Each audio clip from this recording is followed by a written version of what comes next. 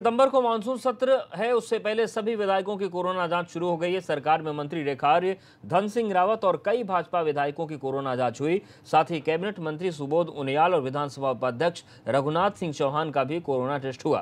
कांग्रेस अध्यक्ष प्रीतम सिंह की भी कोरोना जांच हुई। इन सभी की रिपोर्ट कल आएगी और कल भी विधायकों की कोरोना जांच होगी। उसके बाद ये तय होगा कि मानसून सत्र में कौन विधायक शामिल होंगे और कौन नहीं होंगे।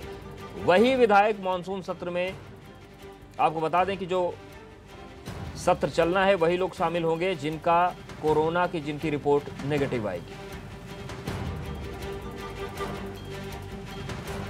सत्र को चलाना अपने आप में एक कठिनाई तो है, लेकिन अगर गवर्नमेंट चाहती तो उसको किसी भी स्तर पे किया जा सकता था। गांधी पार्क में बड़ा सामियाना लगा के भी लोगों को सोशल डिस्टेंसिंग का पूरा पालन कराते हुए भी किया जा सकता था, जिसमें प्रेस के लिए भी जगह हो जाती और सरकार के लिए कोई बहुत बड़ी बात नहीं थी बड़ा पंडाल लगा कर हाउस चलाना। लेकिन लगता है सरकार बचने की कोशिश कर रही है एक दिन का खाली, क्योंकि 6 महीने हो गए हैं विधानसभा नहीं चले हुए और बाध्यता है कि 6 महीने में एक बार जरूर हो जानी चाहिए। उसकी तीसरी करने की कोशिश गवर्नमेंट कर रही है। उधर कांग्रेस विधानमंडल दल के उपनेता करण माहरा को अहम जिम्मेदारी दी गई है। मानसून सत्र के दौरान करण माहरा नेता प्रतिपक्ष की जिम्मेदारी निभाएंगे।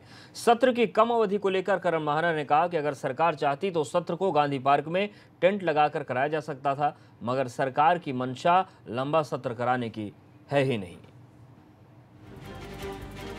तो करण माहरा पर अहम जिम्मेदारी है, लेकिन सत्र की कम अवधि को लेकर सवाल उठ रहे हैं और उनका कहना है कि सरकार की मंशा नहीं है कि लंबा सत्र हो, इसलिए बस इतिश्री की जा रही है। और जो नियम है कि 6 महीने में एक बार विधानसभा बुलाई जाए, बस उस नियम को पूरा करने का की औपचारिकता को निभाया जा रहा है।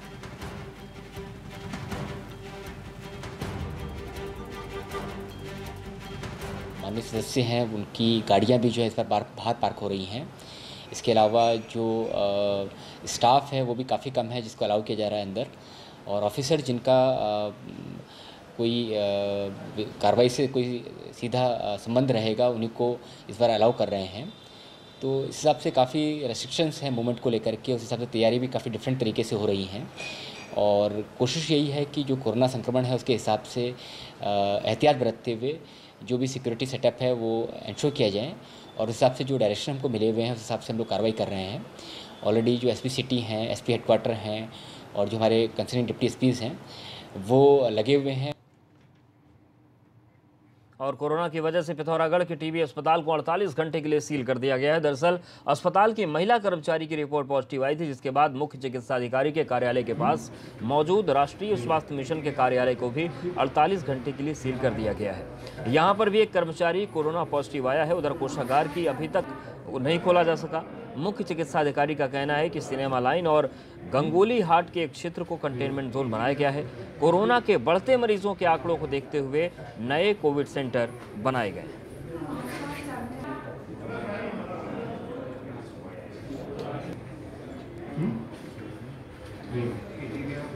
तो कोरोना से दहशत का माहौल है और हालात ये हो गए हैं कि राष्ट्रीय स्वास्थ्य मिशन का ऑफिस भी सील करना पड़ गया। 48 घंटे के लिए इसे सील किया गया है। दरअसल यहाँ पर एक कर्मचारी कोरोना पॉजिटिव पाई गई है, उसके बाद ये फैसला लेना पड़ा।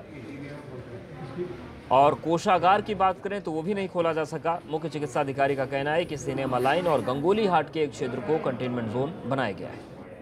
जो कोविड सेंटर घोषित किए थे उनको ठीक से व्यवस्थित कर लिया है। जैसे नवोदय विद्यालय है हमारे पिथौरागढ़ में, 8 गाँव सिलिंग में नवोदय विद्यालय है, गंगोली हाट में, टीआरसी बेरीनाग में, इनको पूरी अच्छी तरह व्यवस्थित कर लिया गया है ताकि मरीजों की संख्या बढ़ती है तो हम यहाँ पे आराम से उनको रख पाएंगे। इसके अलावा सिनेमा लाइन और गंगोली हाट में 2 कंटेनमेंट जोन बनाए गए हैं।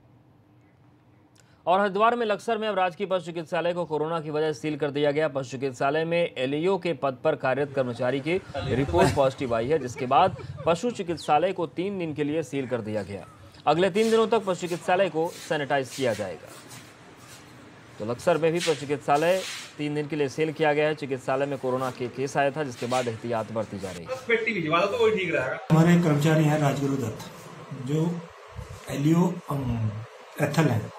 एथल में पोस्टेड है, लेकिन उनकी 2 दिन के लिए यहाँ ड्यूटी लगाई गई थी और उनको हल्का सा फीवर था, तो हमने सोचा उसका चेकअप करा लिया जाए। तो चेकअप कराया तो उसमें कोरोना पॉजिटिव निकले और ये बड़े दुख की बात है और इस चक्कर में पूरा हॉस्पिटल को सील करना पड़ रहा है।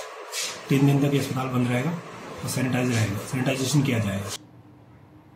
कोरोना की वजह से उत्तराखंड परिवहन निगम पाई के लिए मोहताज हो सकता है। दरअसल रोडवेज की बसें नहीं चलने से निगम को आमदनी में काफी घट गई है, जिससे विभाग के सामने संकट खड़ा हो गया है।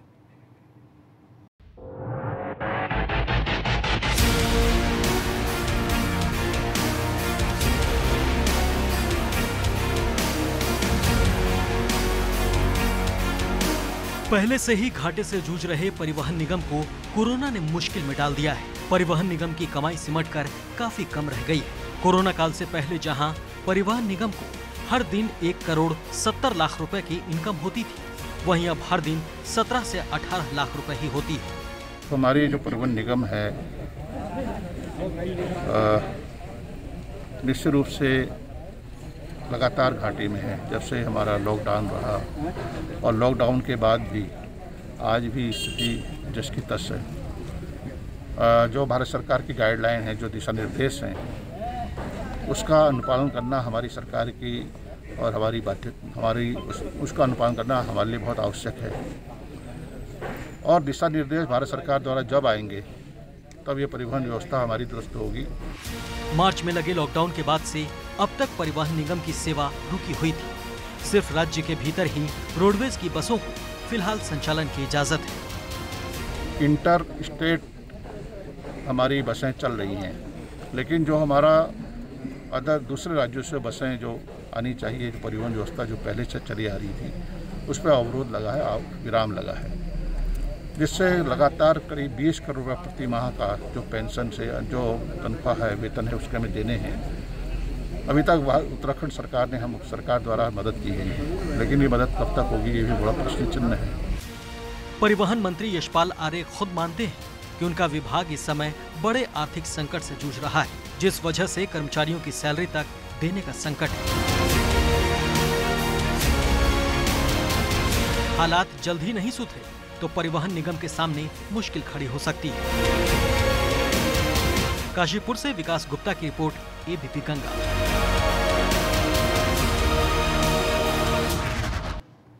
और राज्यपाल बेबी रानी मौर्य ने बद्रीनाथ धाम में पूजा अर्चना की। इस दौरान राज्यपाल ने भगवान बद्री विशाल से देश की खुशहाली की कामना की। राज्यपाल ने चमोली जिले के आर्थिक रूप से कमजोर 70 छात्रों को ऑनलाइन पढ़ाई के लिए मोबाइल फोन बांटे। साथ ही उन्होंने माड़ा पास में घस्तौली का भ्रमण कर सेना का मनोबल बढ़ाया। साथ ही माड़ा पास तक बेहतर सड़क निर्माण करने पर बीआरओ के काम की सराहना भी की। तो राज्यपाल ने बद्रीनाथ धाम का दर्शन किया और उसके बाद माड़ा पहुंची, वहां पर सैनिकों का मनोबल बढ़ाया। साथ ही साथ 70 मेधावी छात्रों को ऑनलाइन पढ़ाई के लिए उन्होंने मोबाइल फोन भी बांटे।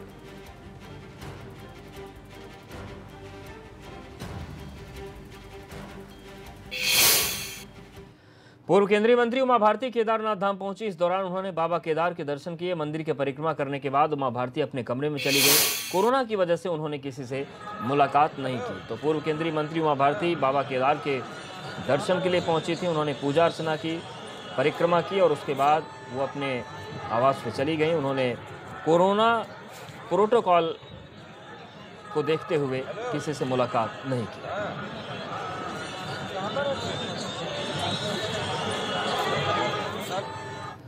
और अब बात काशीपुर की करते हैं, जहां पर तेंदुए का आतंक देखने को मिला। एक तेंदुआ घर के बाहर टहल रहे कुत्ते को उठा ले गया।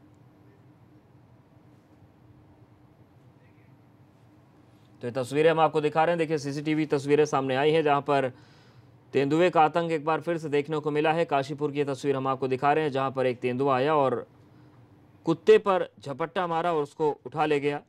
तो उत्तराखंड के तमाम अलग अलग ज़िलों में तेंदुए का आतंक बना रहता है और काशीपुर से ये तस्वीर सामने आई है, जहां पर रात के वक्त एक कुत्ता टहल रहा था। तेंदुआ आया और उसे उठाकर वहां से निकल गया। लेकिन रिहायशी इलाके में तेंदुए का आना लोगों के लिए खतरे का सबब बन सकता है और इसी वजह से लोग डरे हुए हैं।